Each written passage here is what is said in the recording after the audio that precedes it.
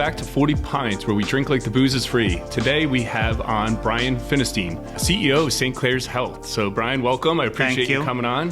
Today you actually got to bring us some booze. Tell me what you brought. Sure. It's On the Rocks. It's a pre-mixed cocktail, and it's a takeoff on margarita. So it's got tequila, jalapeno, which I'm sure you'll be able to taste, and pineapple. So it's a suggestion my son had for me, knowing that I like tequila and margarita mixes. So nice. I hope you enjoy it. Yeah, definitely. Cheers.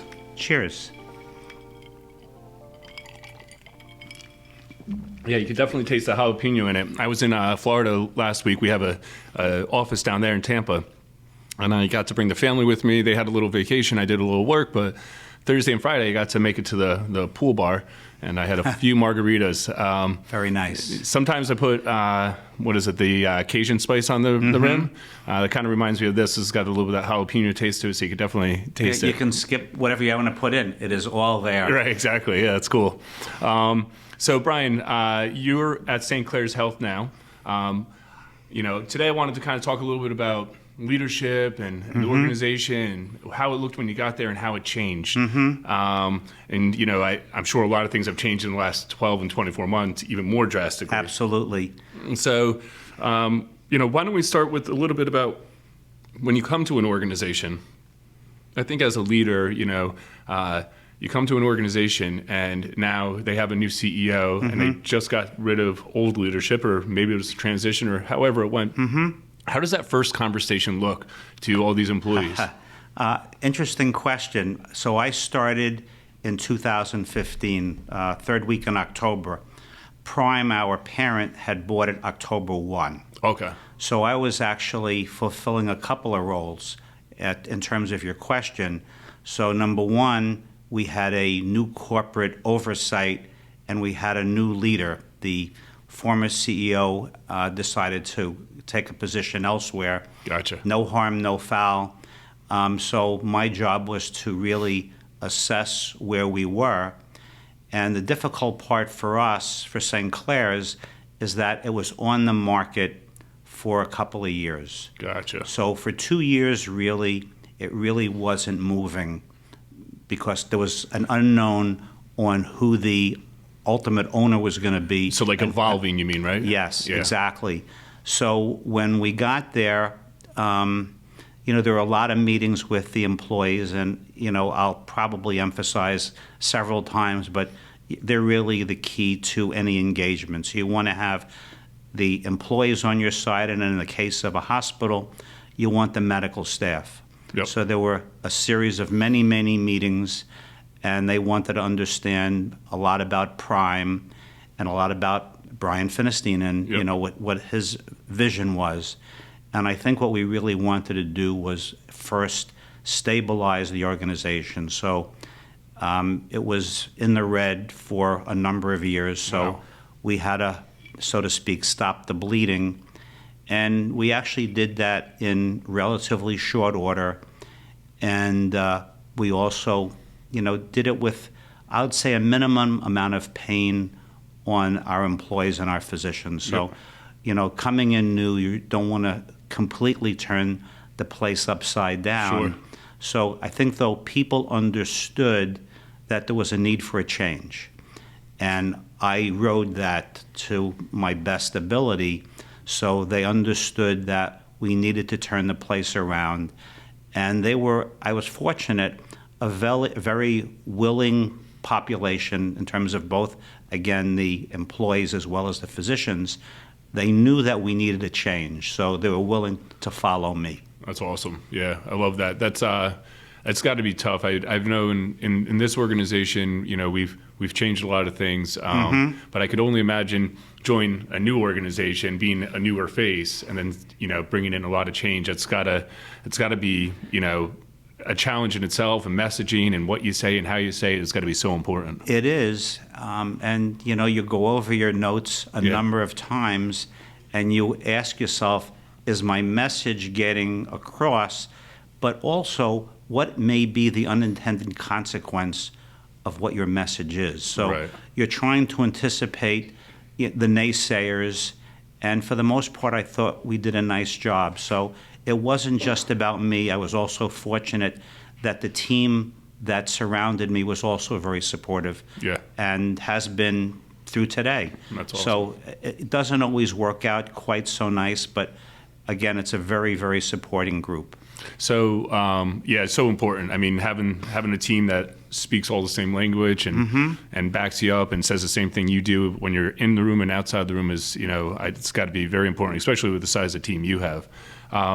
As far as it goes with the change of that you saw over the last 6 years, but even the last 24 months, how has that looked as far as it goes? Ooh, that's a tough one. Yeah. So again, initially, as I said, it was stability and mostly right-sizing the organization. But the last 2 years with the pandemic has been very, very trying.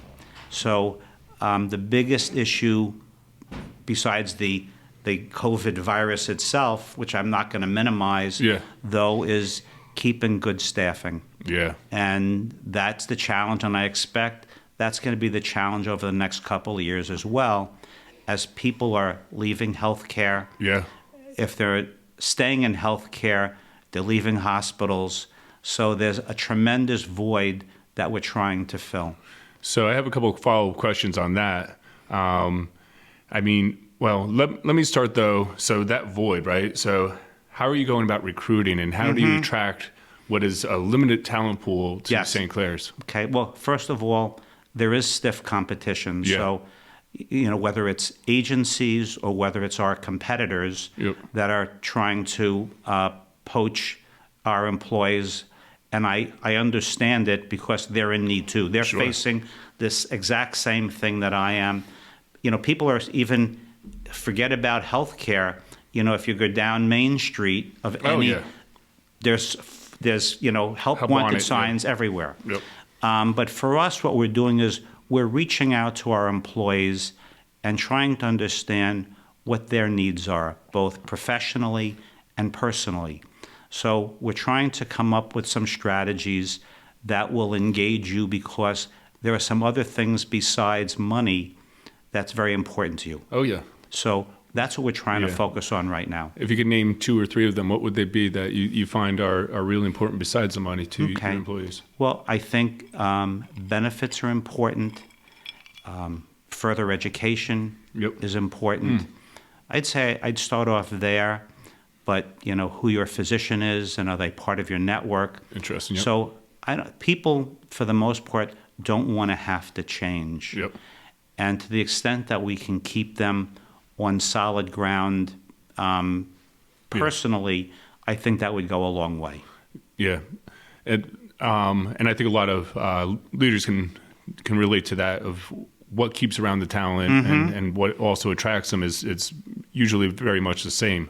You had mentioned that a lot of healthcare physicians or staff, I guess would be a better way of being more general about it, are leaving hospitals. I can make assumptions of why, but why do you think that you see them leaving hospitals and going to other parts? I think probably twofold. One, I think they're burned out. And, COVID really took its toll. There was about a 3-month period where people worked unbelievable hours. Sure. There were no weekends. There were no holidays. You work through it. So I think there was a lot of burnout. And then I think there's a fear that, we could be exposed to the COVID virus and have some health problems ourselves. So I think those are really the 2 drivers, the burnout and the fear going forward. Sure, yeah. I could only imagine that burnout was, I think a lot of people felt it, as far as it goes, but I couldn't imagine being in healthcare in 2020 and really, all the stress that you went through. Was there things that had to be put in place for your staff? There were a great number of things. So, you're in a crisis mode. Yeah.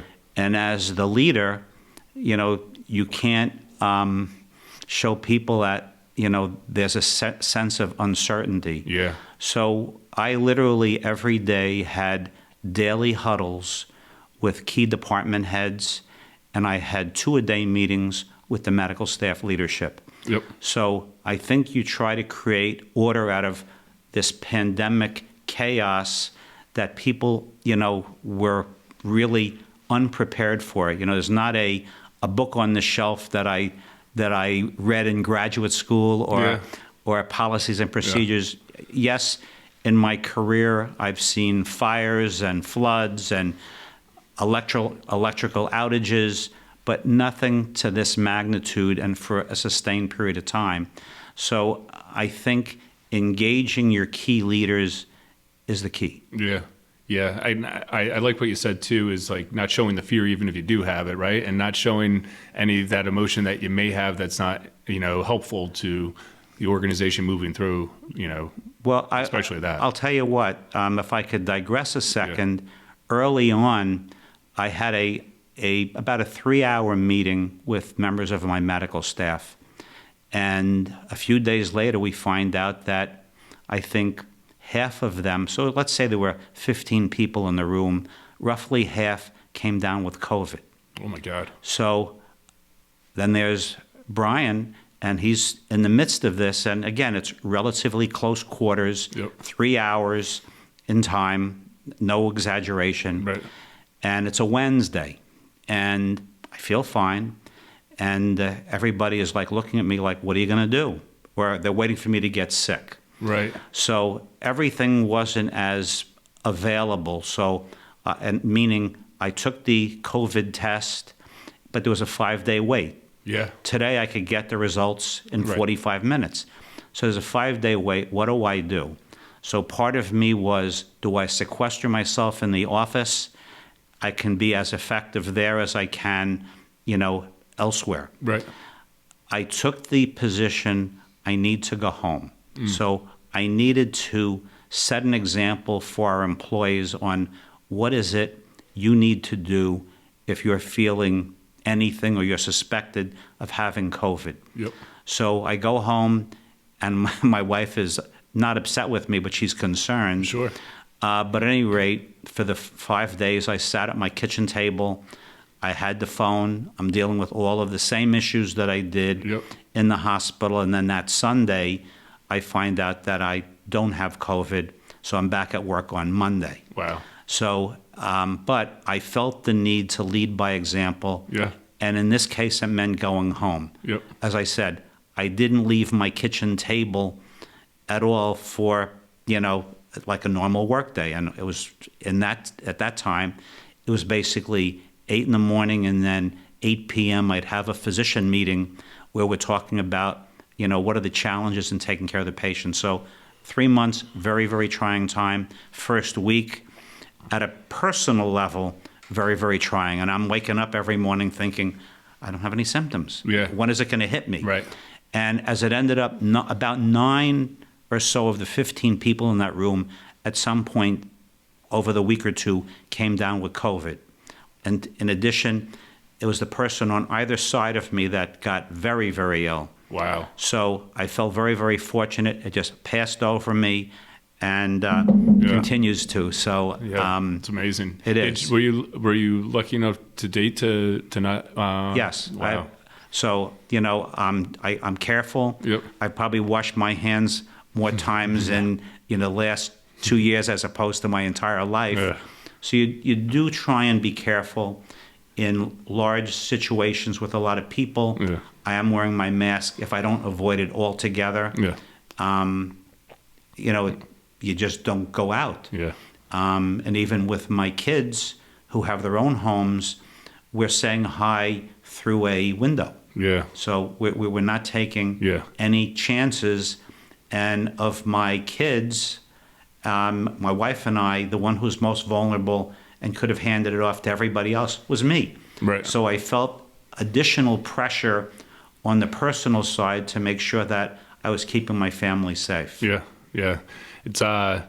It's interesting to look back and how we view it now compared to where we view it then. Both still very serious, but I mean, one going through it, there were so many unknowns. I mean, it was a very. I mean, it had to be so crazy for you being in the hospitals. It absolutely was, and but what we tried to do in each area that we had to focus on, I tried hard to compartmentalize that. Yeah. So I'd get a report from nursing, I'd get a report from materials management, from the emergency room, and so on. And everybody had their story to tell. And then at the end, we would sort of regroup and say, what do we have to do now, Right. given the circumstance? Yeah. Yeah. So it was a wild time. Yeah. Don't recommend it for anyone. Yeah. So now, we're in, November. So, it has eased. We still have patients in the hospital. Sure. Not nearly as many. We still have the same concern. And we're careful. Yeah. So we're following all the protocols. We still have the physician meetings. We just had a department head meeting this morning. We talked about COVID. In this case, we also talked about the vaccine, the booster, as well as the people who have refrained from getting that vaccine. So we're dealing with all the above. Yeah. Wow.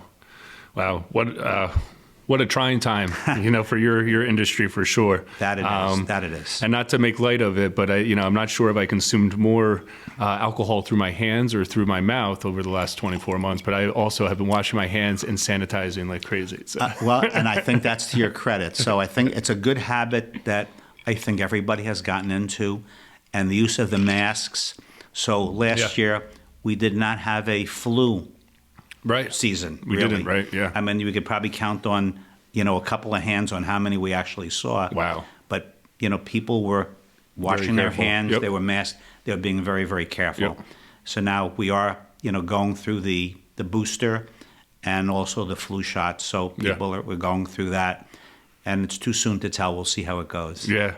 Yeah. And I appreciate you going into that. I don't want to make too much today about that. I mean, it is what a powerful story. But I think there's a lot of more stories for you to tell about St. Clare's. And I think one of the things that you had mentioned when we talked a little bit earlier is that there's been different, I don't know if practice areas is the right way to call it, but different types of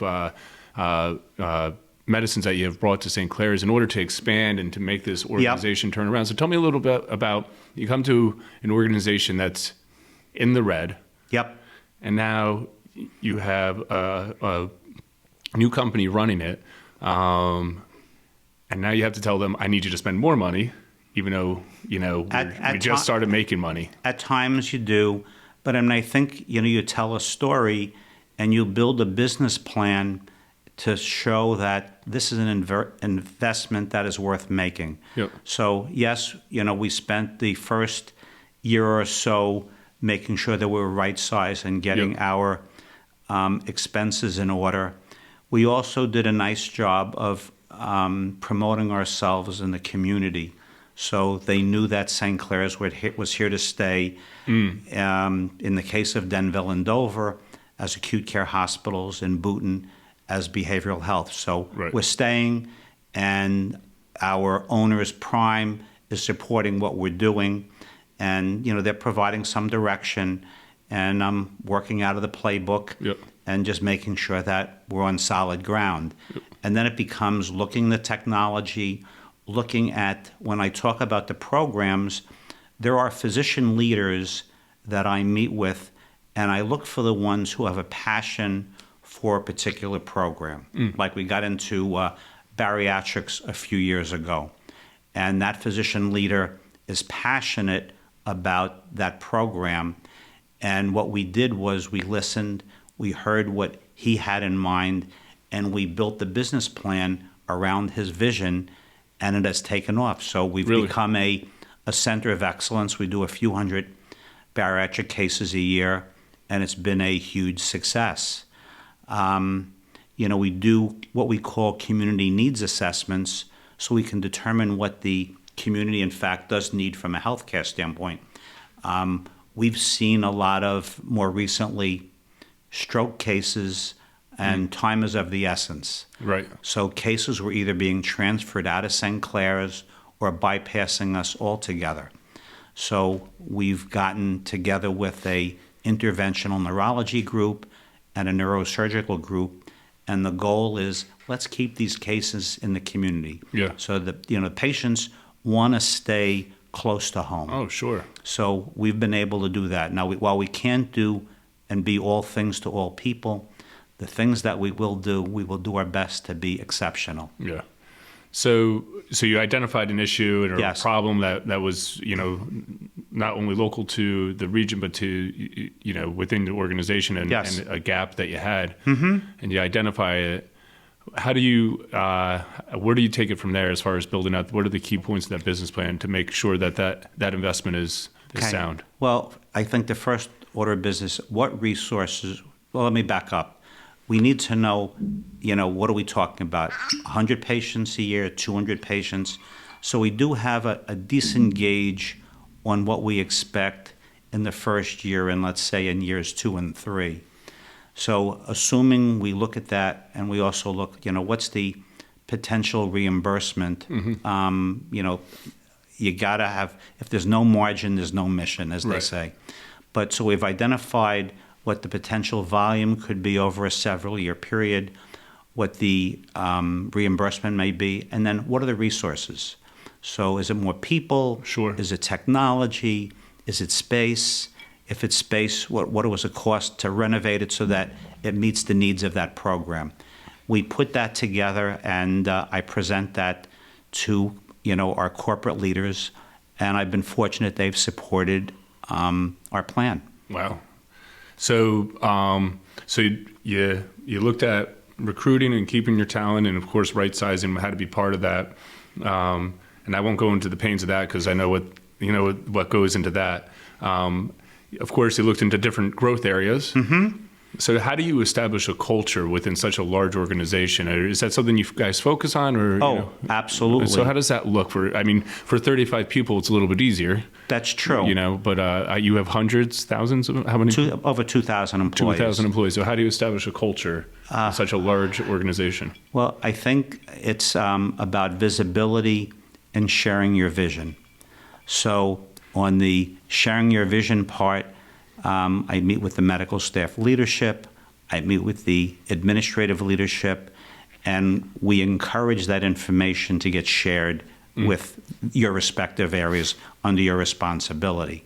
So that's an ongoing, and I meet with my managers on a monthly basis as a group. Okay. They know everything that I'm looking at doing today and down the road.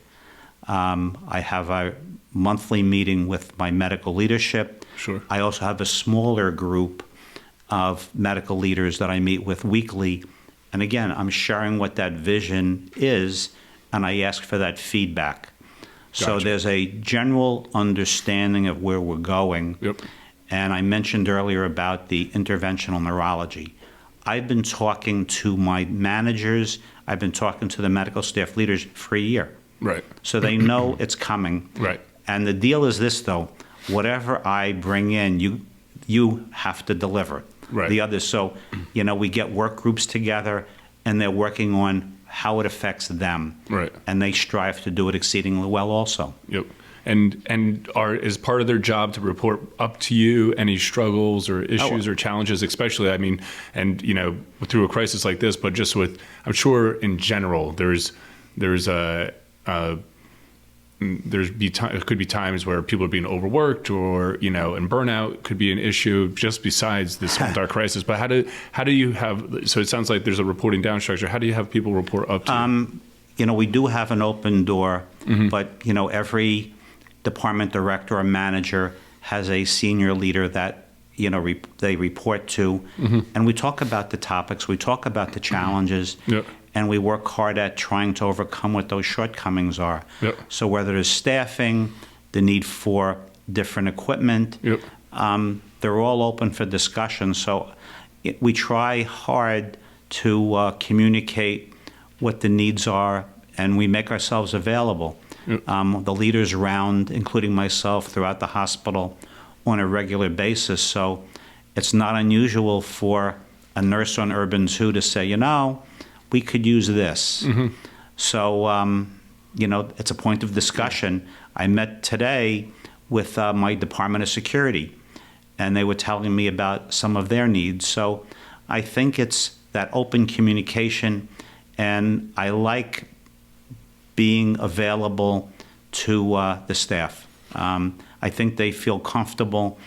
And then, when I'm going through the unit and I'm talking about something new, Yep. I think there's a sense of understanding and a lot of times excitement that we're bringing something positive to St. Clare's. So it's about engaging them early, I think, and regularly. I like that. If you were to describe the culture, how would you describe the culture at St. Clare's? Well, we've been about quality. Yep. We've been about high technology. But I think it's about treating people as if they're a part of the family. Yeah. So there's a comfort level. And, at orientation, the message I give, for the most part, people don't want to be in the hospital. The only reason I can think of is for the birth of a child. Other than that, there's some reason, and nobody wants to have a health problem. So there's concern, there's anxiety, there's maybe despair. Our job is to make sure that the patient coming in the door and their family are made to feel comfortable. Yeah. And that's the culture that we have and we continue to foster. I like that.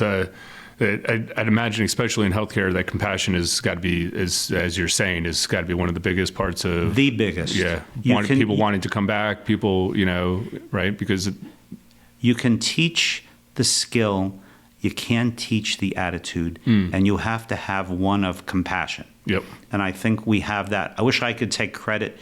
It was there at St. Clare's before I got there, and I've tried to foster that element on a continuing basis. Yeah. No, that's amazing. I mean, you look at someone in your spot, 2,000 employees, leading a huge organization through such a trying time. But at some point, you had to start at square one as a junior somewhere, coming out of college. So tell me, where did you start? How did and you don't have to tell me the whole come up, but I'm interested in maybe there's where you started, but then there had to be that first moment where you're like, you know what, I kind of like leading people, and maybe it was before your first job, but I'm interested to understand those two things. That's a really good question. So I was I'll say pre-med in college. I went to Rutgers, so I'm a local guy. Nice, yeah. And person I was dating introduced me to a hospital administrator, and it sort of struck a chord. So, it was very competitive. So I wasn't sure that I was going to get into what I wanted to go, dental school. Oh, wow. There was a time I wanted to go into potentially research. So I liked microbiology. And then I met this guy, and he made a big impression. And so I went to grad school at GW, and really haven't looked back. The same guy who gave him the advice brought me on, and he precepted me for a couple of years. And then it became a series of building blocks in terms of career building. And I found myself at Sacred Heart, a community hospital, not unlike St. Clare's in Allentown. So I had built myself up from a junior administrator, and I was the chief operating officer there. Oh, wow. And I had an opportunity to pretty much run the show. My boss dealt with the big picture, and I made whatever he was selling happen. Yep. So I was, he dubbed me the closer. So I made things happen. Yep. And at that point, so that was in the mid-'90s, that I realized, I could do more. So all the positions subsequent to that were primarily chief operating officer, and then since 2003 or 4, it was a CEO. So I like big picture thinking. Yep. I like bringing on new programs. Yep. And it's fun. Yeah. So I don't know, was there necessarily a defining moment? I don't think so. I believe, in the field, there's a number of recruiting firms. So several over the years had sought me out with these opportunities. So I guess they made me realize, I could do more than I thought I could myself. Yeah. Yeah. I think it's interesting because I can remember being 22, 23 years old. I can remember being, in high school and college, and I had some captain positions, and I remember like really enjoying being a leader of, those small teams and that type of stuff. So I think that was some type of realization. But I think coming out of school, you look at the people ahead of you and you look at them as, heroes and as, just like different, like, almost non-human in a way, your managers and your manager's manager and director and CEO and yada, yada. But I guess on the end of the day, we're all humans. So if you were to look back and you were talking to a young leader and you're talking about a path, what would be something that you would say, they might be running into early on in leadership and how they could overcome it? I mean, was there something that, challenges that you had early on? Oh, there's certainly challenges. And I think you need to be prepared, I think, is an element. And I think, you need to also be prepared to ask for help. Mm-hmm. I'm thinking right now of one particularly trying time, and I came back and I felt like, I got my head bitten off. Mm-hmm. And my boss said, you should have called me. You're not me. And I sort of took that in. I did all the right steps, but he was right. So sometimes, particularly a junior administrator may need that senior administrator's help. Mm-hmm. I'm not saying I'm necessarily any smarter, but over the years there's a sense of respect, a sense of a broad knowledge base, and I'm looking at the big picture, that maybe as a junior administrator you're maybe too narrowly focused. Right. So I think seeking out your leader is not necessarily a weakness; it's a strength, actually. Yeah, that's a really good point. I think that weakness in some leaders would be the fact that they don't realize that looking for someone that has done this before or the experience, mm-hmm. Maybe an upper hand when going into a different situation that you haven't seen before. Absolutely. I couldn't emphasize that enough. Yeah, that's really cool. Well, Brian, I appreciate you coming on and talking a little bit about, the craziness of the last 24 months. I hope a lot of it's behind us, but I'm not sure if that's true. But just hearing your story of leadership and really understanding, the decisions we got to make and you have to make as a business and an organization that, especially that cares for people's lives, is really interesting. So I appreciate the time. Well, my pleasure. I would say my last comment would be, I really like what I do. And so I like being a hospital administrator. I like helping people. And I think that helps drive me to trying to always do the right thing. Yeah. That's awesome. Yeah, I believe that wholeheartedly. You got to enjoy what you do. Mm-hmm. If you enjoy it, then it's not just about numbers. It's about the people around you, the people that work for you, and everything that goes into it. So I think that's a great way to leave it. Thank you. Thank you, Brian. Appreciate your time. Awesome. That was great. Appreciate it. Cheers. Cheers.